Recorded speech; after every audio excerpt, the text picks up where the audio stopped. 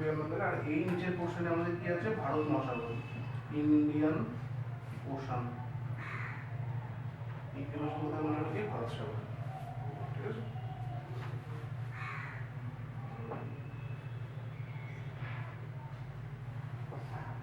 ঠিক আছে। এবার এই যে পোর্শনটা, এই পোর্শনে আমাদের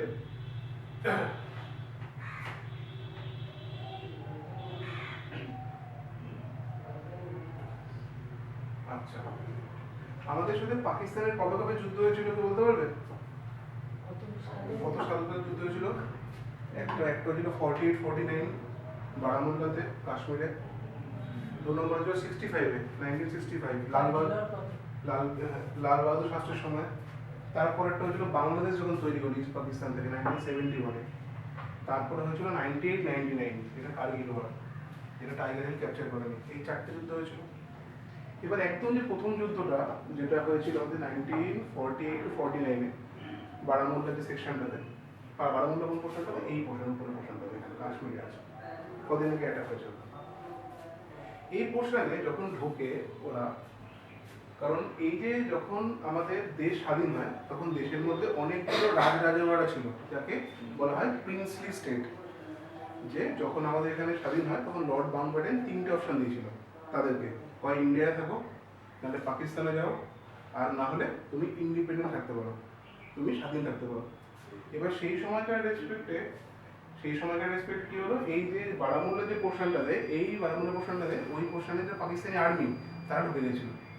এবার ঢুকে যাওয়ার পর তারপর ভয় পেয়ে ওখানকার যে রাজা ছিল তার নাম ছিল হারি সিং। এগুলো ডিটেলসে করাবো যখন হিস্ট্রি পড়াবে, ঠিক আছে, তখন এগুলো ডিটেলসে হবে। এবার যখন ওই পোর্শনে যখন নিতে পারি, এখন ঠিক নেই। আচ্ছা ঠিক আছে, আগে তো পড়াশোনা শুরুই করতে পারলাম না, এখন। এবার এই পোর্শনে যখন তারা ঢোকা শুরু করলো, সেই সময়কার রেসপেক্টে হরি সিং যে ছিল, সে এবার তখন ঘাবড়ে গিয়ে বললো আমি এখন ইন্ডিয়ার পার্ট হতে চাই। এবার তখন অলরেডি পাকিস্তানি আর্মি ঢুকে গেছিল। এবার আমরা চলে গেলাম, মানে জওহরলাল নেহরু হোক, বল্লভভাই প্যাটেল হোক, ওখানকার মোহাম্মদ আলী জিন্না হোক, এরা সবাই মিলে চলে গেল কোথায়, সেই ইউনাইটেড নেশনসে, মানে জাতিসংঘতে, ঠিক আছে। ওই সঙ্গে গিয়ে তখন হলো গিয়ে একটা এগ্রিমেন্ট হলো, যে এগ্রিমেন্টের নাম হলো গিয়ে স্ট্যান্ড স্টিল এগ্রিমেন্ট, মানে যে যেখানে থাকবে এখন থেকে সেটাই বর্ডার, ঠিক আছে। এবার ওরা চলে এসেছে এত অবধি, তার মানে কি আমরা যেটা মাপি যে আমাদের উপরটা এরকম টাইপের, কিন্তু আমাদের উপরটা এরকম টাইপের না।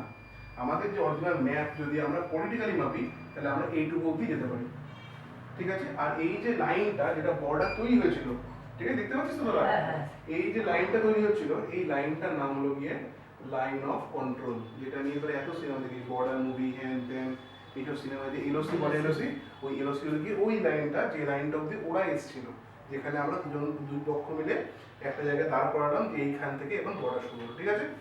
এইটা হলো কি 1948-49-এর ঘটনা, বোঝা গেছে।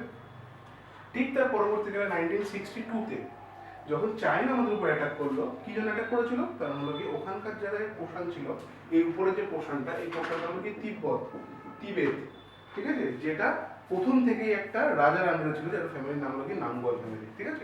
এটা অনেক ডিটেলস, অত ডিটেলস দরকার নেই। ওই যে তিবেতে যে লোক ছিল, আর ওখানকার একটা রিলিজিয়াস লিডার ছিল, মানে ধর্মগুরু টাইপের ছিল, যার নাম ছিল দলাই লামা, ঠিক আছে। ওই দলাই লামা এইখানকার মধ্যে, এই মানে দলাই লামা হচ্ছে যে এই পোর্শনটা তিবেতিয়ানদের পাড়া, তিবেত চায়নার অংশ না। এবার চায়নায় তখন যে রাজা, মানে চায়নায় তখন যে লিডার ছিল তার নাম ছিল মাও জেদং, ঠিক আছে, যেটা নিয়ে আমাদের এখানে একটা পার্টিও আছে, সিপিআইএম মাওয়িস্ট, যেটাকে আমরা মাওবাদী বলি বাংলা ভাষায়। মাওবাদী মানে কিন্তু নকশাল না, মানে মাওবাদী মানে গুন্ডা না, টেররিস্টও না। মাওবাদী মানে কি, যারা ওই মাও জেদংয়ের আইডিওলজিকে ফলো করে, ঠিক আছে, তাকে বলা হয় মাওয়িস্ট, ঠিক আছে। ওই যারা মাওয়িস্ট তারা এর উপর অ্যাটাক করলো। এবার দলাই লামা ওখান থেকে পালিয়ে চলে যাবো দেয় এই পোর্শনে হিমাচল প্রদেশে আমাদেরকে থাকতে দিলাম, একটা জায়গায় করে দিলাম যার নাম হলো কি ধর্মশালা। ওখানে দেখবি ক্রিকেট স্টেডিয়ামও আছে ধর্মশালাতে, ওই ধর্মশালায় আমরা থাকতে দিলাম ওকে। এবার যেই থাকতে দিলাম, এবার চায়না কি বললো, তুমি ওকে ব্যাক করে দাও, আমাদের ইন্টারনাল ব্যাপার, আমাদের দরকার জিনিস তুমি কেন রাখতে পারছো। কিন্তু ইন্ডিয়া বললো না, উনি অ্যাজ এ যেহেতু মানে ধর্মগুরু, ওই ধর্মটা শুধুমাত্র বুদ্ধিজমের ধর্মটা, বুদ্ধিস্ট ধর্মটা শুধুমাত্র ইন্ডিয়ার পার্ট না বা চায়নার পার্ট না, এটা পুরো দেশ, পুরো ওয়ার্ল্ডের পার্ট। তাহলে ওখানকার যে হেড, তাকে তো তোমরা ক্যাপচার করে দিতে পারো না, সেই রেসপেক্টে আমাকে ছাড়বো না। সেইখানকার রেসপেক্টে 1962 সালে 1962-তে চায়না অ্যাটাক করলো কোথায় আমাদের এই পোর্শনটাতে আর এই পোর্শনটাতে। এই পোর্শনের নাম তখন অরুণাচল প্রদেশ হয়নি, এই পোর্শনের নাম সে সময় ছিল কি এনইএফএ, নেফা। নেফা কথার মানে হলো গিয়ে নর্থ ইস্টার্ন ফ্রন্টিয়ার এজেন্সি, এটাও শর্ট কোশ্চেন মাঝে মাঝে দেয়, নেফা। তাহলে এই পোর্শনটা তো আমরা কিছুটা ক্যাপচার করে নিতে পারলাম। এবার এই পোর্শনটা যদি খেয়াল করে দেখি, এই পোর্শনে কেউ লোক থাকেও না, এখনো থাকে না। তোরা যদি একটা সিনেমা দেখে থাকিস, ভাগ মিল্কা ভাগ, দেখেছিস কেউ সিনেমাটা? ওরকম টাইপের দেখবি লাদাখ হলো কি একদম বাঞ্জার জমি, কোনো লোক ফোক নেই, অনেক দূর দূর দূর ড্রাই ল্যান্ড, কেউ থাকে না। তো সেভাবে এবার ইন্ডিয়ার লোকের ওখানে যায়ও না। এবার চায়না এখান থেকে ঢুকে এসছে। এবার ঢুকে আসার রেসপেক্টে কি হয়েছে, এই পোর্শনে চলে এসছে, আবার সেম ব্যাপার, স্ট্যান্ডস্টিল এগ্রিমেন্ট। এই পোর্শনটা যেটা আবার তৈরি হলো, যে লাইনটা চায়না থেকে বর্ডার তৈরি হলো, তার নাম হলো কি LAC, line of actual control. মনে থাকবে? তাহলে দুটো হিস্ট্রি মনে থাকবে, একটা এলওসি কি হবে হলো, এলএসি কি হবে হলো, লাইন অফ অ্যাকচুয়াল কন্ট্রোল। এটা ছিল লাইন অফ কন্ট্রোল, এটা লাইন অফ অ্যাকচুয়াল কন্ট্রোল। যদি আমাকে বলে যে লাইন অফ কন্ট্রোল কার সাথে, India Pakistan, line of actual control India China. Easy, বুঝে গেছে? একদম ইজি। আচ্ছা, এবার যখন আমাদের এই পোর্শন থেকে স্ট্র্যাফোর্ড ক্রিপসের লাস্টের পোর্শন যখন তোরা হিস্ট্রিতে পড়বি ইন্টারন্যাশনাল মুভমেন্টে, জাতীয়তা সংগ্রামের রেসপেক্টে, সেই সময়কার রেসপেক্টে আমরা এই পোর্শনে যখন আমরা পড়বো যে কিভাবে কিভাবে কোন কোন বর্ডার তৈরি হয়েছে, ইন্ডিয়ার সাথে পাকিস্তানের বর্ডারের নাম কি, চায়নার বর্ডারের নাম কি, জানি আমরা আস্তে আস্তে। ঠিক আছে, আমরা আস্তে আস্তে এখন দেখে নিই। এই পোর্শনের যে ইন্ডিয়ার সাথে পাকিস্তানের যে বর্ডার, সেই বর্ডারের নাম হলো গিয়ে কি রেড ক্লিফ লাইন, মনে থাকবে? এই বর্ডারটার নাম হলো গিয়ে red cliff line, RADCLI, red cliff line, মনে থাকবে? এই বর্ডারের নাম কি রেড ক্লিফ লাইন। ঠিক আছে, আমি একটু বাংলা লেখাটা অভ্যাস নেই তো, আমি এখন বাংলায় লিখলে না অনেক কিছু বানান ভুল হতে পারে, এবার ওই কারণে বাংলায় লিখছি না। তোরা এই বুঝতে পারছিস তো? এইটার নাম হলো কি রেড ক্লিফ লাইন। ঠিক আছে, ইন্ডিয়ার সাথে যখন চায়নার বর্ডার শেয়ার হয়, সেই পোর্শনটার নাম কি ম্যাকমোহন লাইন, মনে থাকবে? চায়নার সাথে ইন্ডিয়ার যে বর্ডারটা, ইন্ডিয়া চায়নার যে বর্ডার, এই পোর্শনটা পুরো এত অব্দি আছে, আবার এই পোর্শন থেকে এইটুকু আছে। ঠিক আছে, এই পোর্শনের জায়গার নাম আছে, এই জায়গাটার নাম আমরা বলবো একটু পরে। এই পোর্শনের জায়গাটার নাম আছে, এটা আমরা পরে বলবো আমরা। এই জায়গাটার নাম হলো কি বললাম, পরে আসবো এটা। এই যে বর্ডারটা, এই বর্ডারটার নাম হলো কি ম্যাকমোহন, এম বড় সি ছোট, এম বড় এইচ এম, ম্যাকমোহন লাইন, মনে থাকবে? ইন্ডিয়ার সাথে চায়নার যে বর্ডারটা শেয়ার করে তার নাম হলো গিয়ে ম্যাকমোহন লাইন, আর ইন্ডিয়ার সাথে পাকিস্তানের যে বর্ডারটা তার নাম হলো কি রেড ক্লিফ লাইন। এবার যদি আমাদের এই পোর্শনটাকে আমরা তো নিজের ভাবি যে এই পোর্শনটা আমাদের, ওই জন্যই আমরা ছবির মধ্যে, ম্যাপের মধ্যে ছবিটা আঁকি আমরা। এবার সেই রেসপেক্টে এই যে উপরে চলে যাচ্ছে এখানটা, দেখতে পাচ্ছি এখানটা, এই ছোট জায়গাটা, এর সাথে ইন্ডিয়ার সাথে আফগানিস্তানের বর্ডার আছে, সেই বর্ডারটার নাম হলো গিয়ে ডুরান্ড লাইন। এই বর্ডারটার নাম হলো কি ডুরান্ড লাইন। ঠিক আছে, আচ্ছা, ইন্ডিয়ার সাথে পাকিস্তানের, পাকিস্তান হয়ে গেল বাংলাদেশ, বাংলাদেশেরও বর্ডার আছে এই পোর্শনটা। হ্যাঁ হ্যাঁ, রেড ক্লিফ তো বাংলাদেশের সাথে বলছি, এই পোর্শনটা বল, বাংলাদেশের সাথে বর্ডারের নাম, তার নাম হলো 3 বিঘা করিডোর, মনে থাকবে? এই বর্ডারটার নাম হলো কি 3, তাহলে 3 কে 3 লিখতে হবে, সরি, 3 বিঘা করিডোর। এটার নাম হলো কি বন্ধ করে বন্ধ, এটার নাম হলো কি 3 বিঘা করিডোর। ঠিক আছে, তাহলে ইন্ডিয়ার সাথে বাংলাদেশের বর্ডারের নাম কি হয়ে গেল 3 বিঘা করিডোর। ঠিক আছে, এইটা হলো গিয়ে ইন্ডিয়ার সাথে যে কোনো দেশের সবচেয়ে বড় বর্ডার, এটাতে মাথায় থাকে। ইন্ডিয়া কোন দেশের সাথে সবচেয়ে বড় বর্ডার শেয়ার করে? অ্যান্সার কি হবে? বাংলাদেশ। কত কিলোমিটার? 4096 কিলোমিটার। একদম এটা টোটাল ঘোরায় থাকে, 4096 কিলোমিটার ইন্ডিয়ার সাথে বাংলাদেশ সব থেকে বড় বর্ডার শেয়ার করে, সেটা হলো কি 4096 কিলোমিটার। আর সবচেয়ে ছোট বর্ডার শেয়ার করে কার সাথে? আফগানিস্তানের সাথে, ডুরান্ড লাইন। সেইটা কত মনে রাখার ট্রিক্স দেখ, লাস্টে কত আছে? 96, এটাই অ্যান্সার। ঠিক আছে, একটা হলো 96, একটা 4096। ঠিক আছে, 4096 আর শুধু 96, ইজি। একটার নাম 96 কিলোমিটার, একটা হলো 4096 কিলোমিটার। এই যে এই পোর্শনটা, এইটু ছোট্ট, মাত্র 96 কিলোমিটার, ছোট্ট।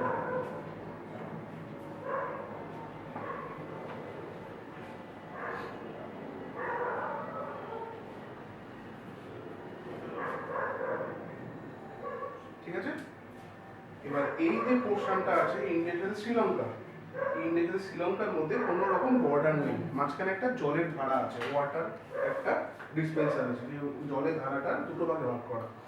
এই পোর্শনটা হলো গিয়ে মান্নার উপসাগর বা স্টেট অফ মান্নার, এই পোর্শনটা হলো গিয়ে পাক স্টেট, পিএ বা পক্কনালি, ঠিক আছে, যেটা আমরা বলি দেখো পাক স্টেট বা পক্কনালি, বা এটাকে আমরা বলি মান্নার বে বা মান্নার উপসাগর, ঠিক আছে, এটুকু লিখে নাও।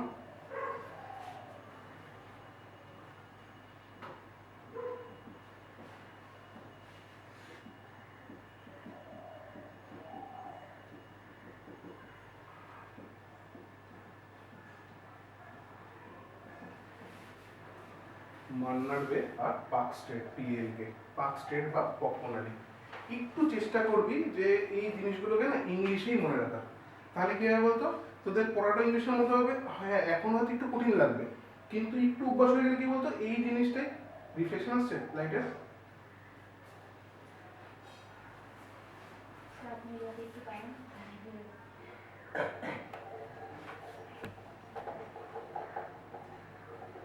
দেখতে পাচ্ছি এবার শিওর তো?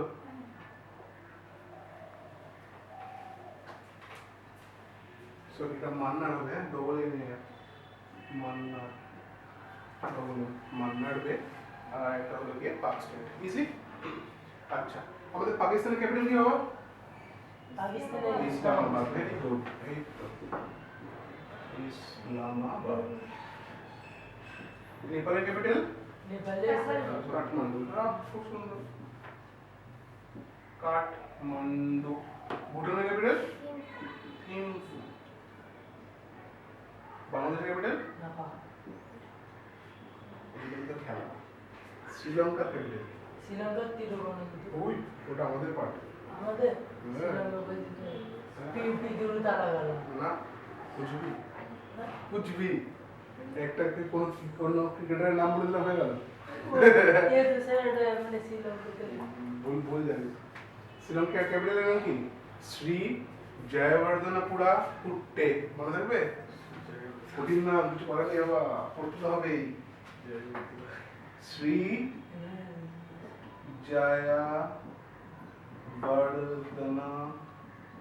জয়বর্ধনপুরা কুট্টে, মনে থাকবে?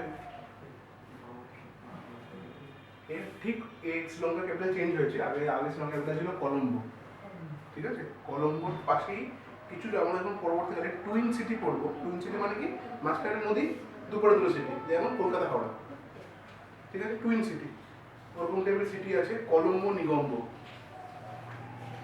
যদি কারোর কাছে স্মার্টফোন থেকে থাকে দয়া করে বাড়িতে গিয়ে গুগল আর্থ নামাবে, ফেসবুক ইনস্টাগ্রামটাকে আপাতত সাইড করে, ঠিক আছে, গুগল আর্থ নামাবে, গুগল আর্থ নামিয়ে পৃথিবীর যে কোনো জায়গা জুম করে দেখতে পাবে, কোথায় কোন বিল্ডিং আছে, কোথায় কি আছে, সব কিছু দেখতে হয়ে যাবে। গুগল আর্থ মনে থাকবে, অ্যাপই আছে ওটা একটা, ওটা জিওগ্রাফিতে হেভি হেল্প করবে, ঠিক আছে। আচ্ছা আচ্ছা, আমাদের এটা চায়না, চায়না ক্যাপিটাল?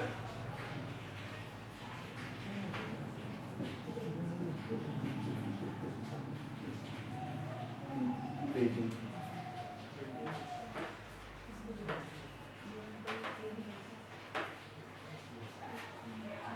এর জন্য বলেছিলাম বড় করে আগ, এখন তো শুরুই করতে পারলাম না সাবজেক্টটা।